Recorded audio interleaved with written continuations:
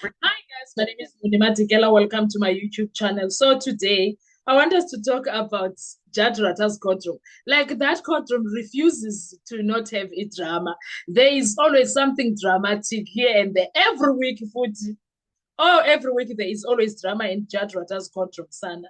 I don't care where you come from. Particular court, there is always drama. So while we were ending the day, Kesana, do you know what happened? Untanze Ati, my lord, I request after they spoke about the situation of the new witness and stuff, then Utanzi requested to speak to his lawyer for 10 minutes. He needs to have a heart-to-heart with him. Fine, that is granted. Utanzi can consult with his lawyer. Then the judge allows it and effectively now. This is important, Kesana, because it protects the fairness of proceeding under Section 35 of the Constitution, right? So I don't know why Untanzi was asking to meet with lawyer. What is it that he wanted to check? I don't know, but I'm sure when it comes to, I don't know, but we will see, we'll hear Bakulume. Now, Exen, the drama yokala is prison condition complaints, water and exercise, right? Court acknowledged the issue, called water, lack of exercise, but postponed the action for that until Monday, sharp. Now, the court is not dismissing the complaint, but also not treating it as urgent enough to stop proceedings immediately. He did not do it because it was supposed to be like that, in my view. In my view, it was supposed to be like that. Ebe supposed by Judge Rata tell, listen, I want action today. That is my view. And then if the results are not done, athi ngomso siyabuya ngifuna uqebengu la azonexplainela what's going on here and way forward.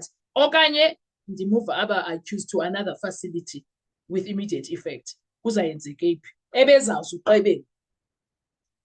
Now, after that,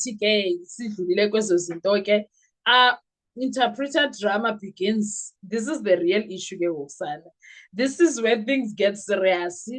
Accused number 3, request a Zulu speaking interpreter, not just any interpreter, specifically a native Zulu speaking, Umzulu. That is what he is requesting. Now, Judge Rata, without thinking twice, he shuts it down. Perhaps he says that was legally.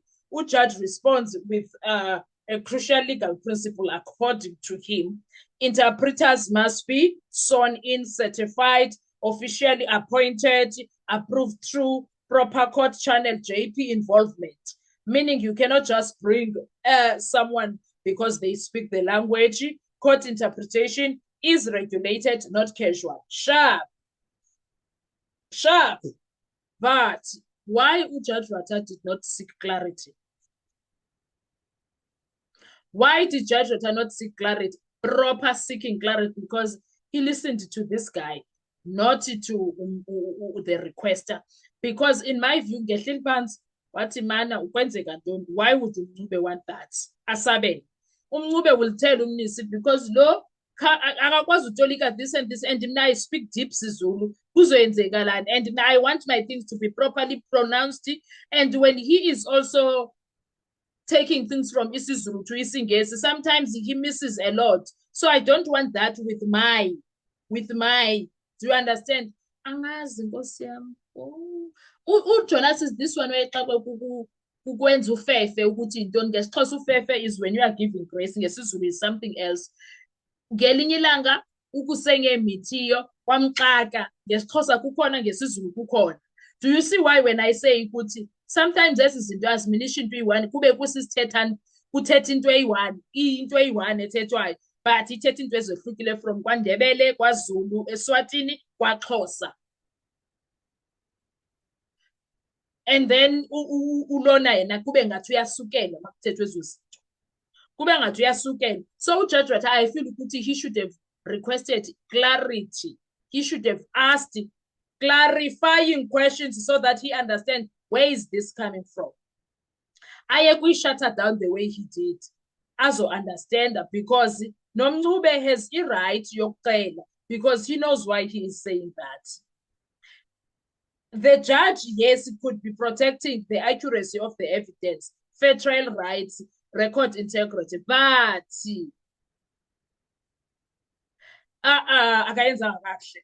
because in South African courts, a mistranslation potential is equal to potential of miscarriage of justice.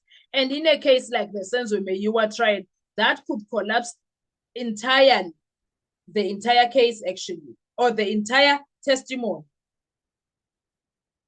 Now, we could sense the underlying tension there because the moment exposes something deeper, accused number 3 does not trust the current interpretation setup. That's huge because it suggests a fear of being misunderstood, fear that language norms could be could distort testimony, or even strategy controlling how evidence is being presented. So he's here, usharp. Uyabona mos and uyafa. Now,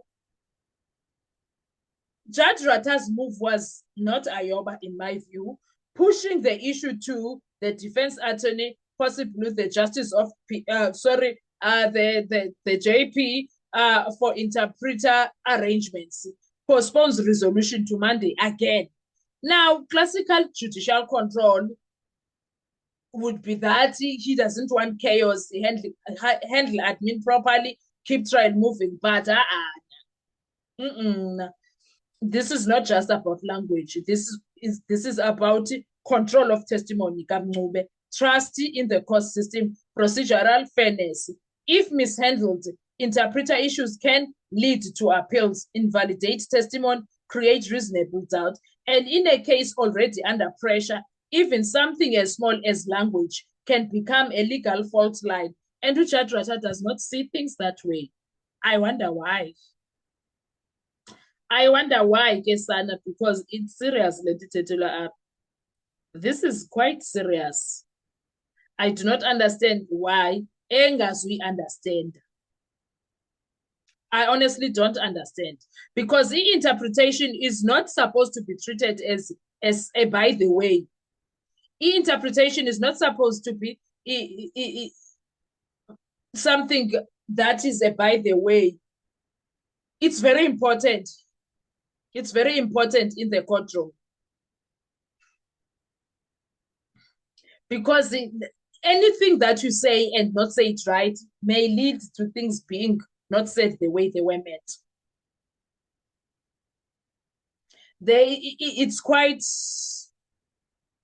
It's quite intriguing how Judge Ratta handled that as a judge with 56 years experience. If a witness or even an accused does not fully understand the language of the court needs to make sure that they get someone who's going to interpret it very well. They cannot defend themselves properly if they don't understand that their testimony may be misunderstood. The entire process becomes unfair. That's why interpretation is not optional. It's a constitutional safeguard. Under the Constitution, every accused person has the right to understand proceedings, be understood when giving evidence. This ties directly into Fair Trial Rights, Section 35, access to justice. Without proper interpretation, the trial can become legally invalid. And what interpretation actually does in a court, interpretation is not just translation. It ensures exact meaning, not just word, tone and intent, cultural and linguistic purpose, nouns of it. Do you understand? For instance, a phrase in isiZulu may carry emotional or contextual meaning that gets completely lost if poorly translated into English. What happens if interpretation is wrong? Distorted evidence. A witness may say one thing, the court records reflects something else. That becomes false evidence on record. Secondly, cross-examination breakdown. Lawyers rely on precise wording. If interpretation shifts meaning, questions lose impact. answers become inconsistent. This can unfairly damage credibility. Thirdly, appeals and mistrials. If interpretation is flawed, the defense can argue unfair trial, prejudice. Courts may overturn convictions, order a retrial. Cases can collapse years later.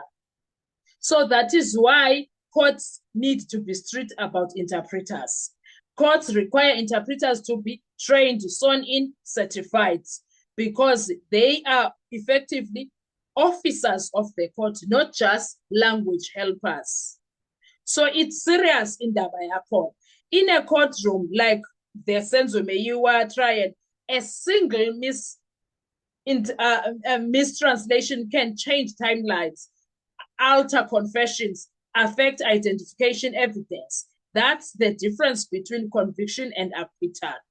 And the bottom line, interpretation is not a side issue. It is the bridge between truth and record, the line between fairness and injustice.